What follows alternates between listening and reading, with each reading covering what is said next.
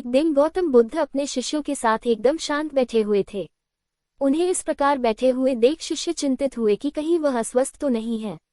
एक शिष्य ने उनसे पूछा कि आज वह मौन क्यों बैठे हैं, क्या शिष्यों से कोई गलती हो गई है। 1100 रुपये मूल्य की जन्म कुंडली मुफ्त में पाएं। अपनी जन्म तिथि अपने नाम, जन्म के समय और जन्म के स्थान के साथ हमें। इसी बीच एक अन्य शिष्य ने पूछा कि क्या वह अस्वस्थ हैं, पर बुद्ध मौन रहे। तभी कुछ दूर खड़ा व्यक्ति जोर से चिल्लाया, आज मुझे सभा में बैठने की अनुमति क्यों नहीं दी गई है। बुद्ध आंखें बंद करके ध्यानमग्न हो गए। वह व्यक्ति फिर से चिल्लाया, मुझे प्रवेश की अनुमति क्यों नहीं मिली। इसी बीच एक उदार शिष्य ने उसका पक्ष लेते हुए कहा कि उसे सभा में आने की अनुमति प्रदान की जाए। बुद्ध ने आंखें खोली और बोले, नहीं, वह अछूत है, उसे आज्ञा नहीं दी जा सकती। ये सुनकर शिष्यों को बड़ा आश्चर्य हुआ।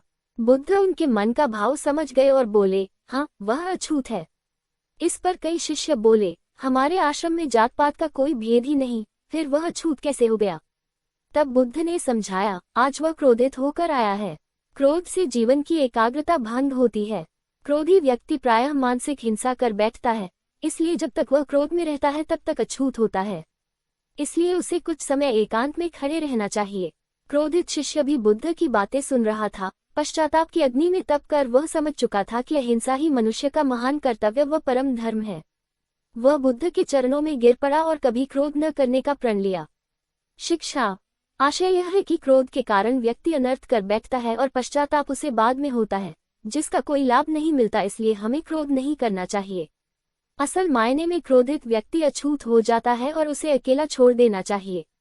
क्रोध करने से तन, मन और धन तीनों की हानि होती है।